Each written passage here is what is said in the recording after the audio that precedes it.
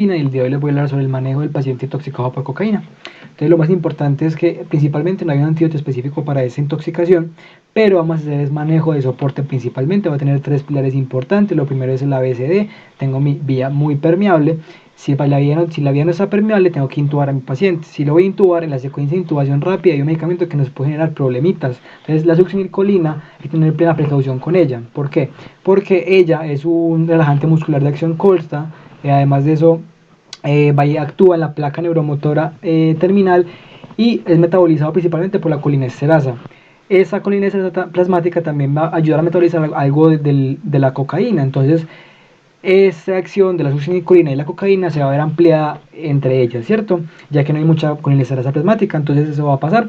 Y lo segundo es que va a generar, obviamente en el contexto del efecto, se va a ver ampliado al momento de yo intubar a mi paciente. Al no haber una respiración espontánea por la succinilcolina, tengo que tener pleno cuidado al momento de utilizar el ventilador o utilizar el ambú para que el paciente no vaya a tener problemas. Y lo segundo es la hipercalemia que va a generar. Eso tiene efecto pericial la succinilcolina, que le da un poquito el potasio.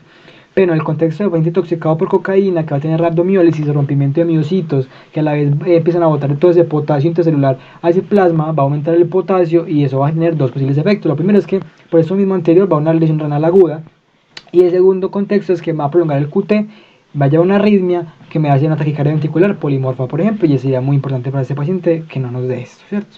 Lo segundo es el manejo de la hipertermia. Sabemos que diferente a fiebre no va a estar mediado por pirógenos endógenos, entonces por ende no vamos a dar tratamiento antipirético porque no está mediado por células inflamatorias. Entonces aquí solamente manejo de cooling. ¿Cómo es que de cooling? Tenemos que enfriar al paciente, tenemos que darle a ese paciente, ponerle bolsas de hielo, sábanas mojadas, cosas para tratar de bajar la hipertermia de ese paciente para que no nos dé más rhabdomiólisis ni más daños como les hablé anteriormente.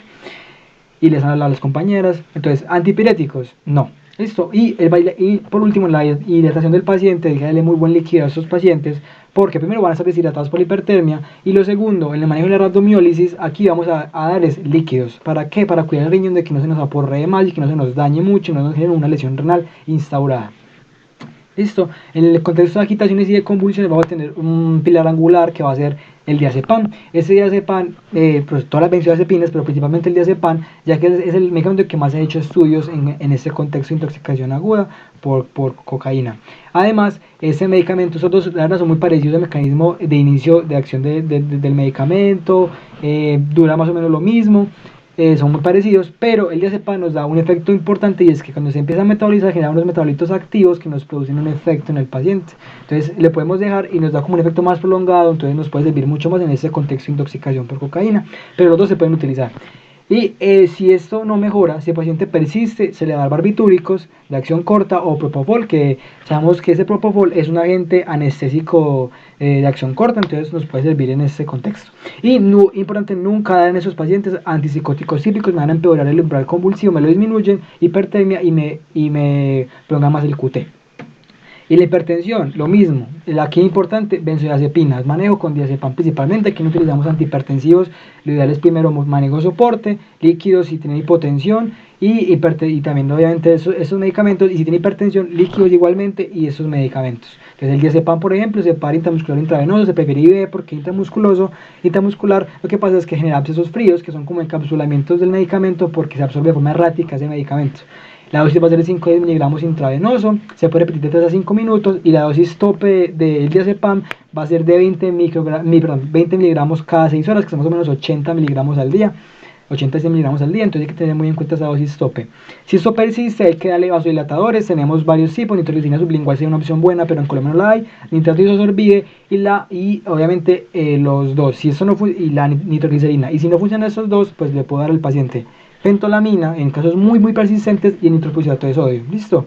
Y otra cosa es que se contraindica aquí el uso de los betabloqueadores. Eso me va a empeorar la hipertensión. ¿Por qué? Porque como están bloqueados y por esa carga que tiene simpática, esa intoxicación va todo a los receptores alfa y me genera vasoconstricción, y eso me va a dar mucha más hipertensión.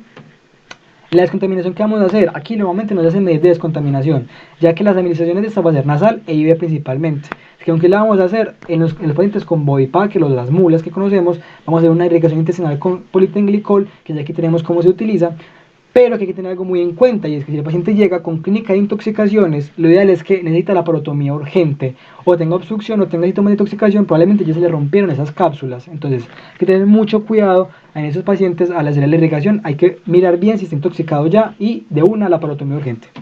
Y el manejo específico de este tratamiento es, por ejemplo, si nos da un síndrome coronario agudo, es el manejo muy parecido al síndrome coronario agudo normalmente, pero ¿qué nos importa acá? Como por vasoespasmo, tenemos que mejorar ese flujo de sangre, de oxigenación de sangre al corazón, para que obviamente nos mejore. ¿Cómo lo mejoramos? Nitroglicerina como vasodilatador, la morfina para mejorar el dolor y también la vasodilatación, y las benzodiazepinas, ya que tienen a dosis muy bajas, por ejemplo, el diazepam, un efecto inotrópico negativo que nos va a ayudar en el contexto del síndrome coronario para que nos llegue más flujo. Damos antiagregación plaquetaria y pues manejo ya como tal luego con PCI o con trombolismo dependiendo del contexto si está en ventana o no. Y en esas arritmias principalmente me manejo de soporte porque siempre se van a mejorar. La mayoría se maneja con benzodiazepinas y con los líquidos van a mejorar. Pero hay tres contextos que toca tener en cuenta, y es que si no mejoran, por ejemplo, una taquicardia de puntas torcidas, vamos a darle paciente sulfato de magnesio. Si es una arritmia de complejos anchos, bicarbonato de sodio, y si es un ataque arritmia por reentrada de complejos estrechos, diltiazem, que es un casetagonista, no dihidropiridina. Y tener mucho cuidado con los antiarrítmicos de tipo 1A y 1C, no se pueden utilizar ya que bloquean muchos canales de sodio. ¿Qué tipo de antiarrítmicos? Procainamida, el primero y procainamida respectivamente. Así que mucho cuidado con esos antiarrítmicos porque el canal de bloqueo de sodio lo hace también la cocaína y me pueden empeorar las arritmias. Y en el seguimiento, la mayoría de esos pacientes mejoran rápidamente. Si no tengo problemas como tal clínicos muy importantes, a las 18 horas le puedo dar de alta al paciente, y en contexto de tener rhabdomiolitis o hipertermia los voy a dejar hospitalizados porque me puede empeorar el paciente. Eso sería todo el contexto de intoxicación por cocaína. Muchas gracias.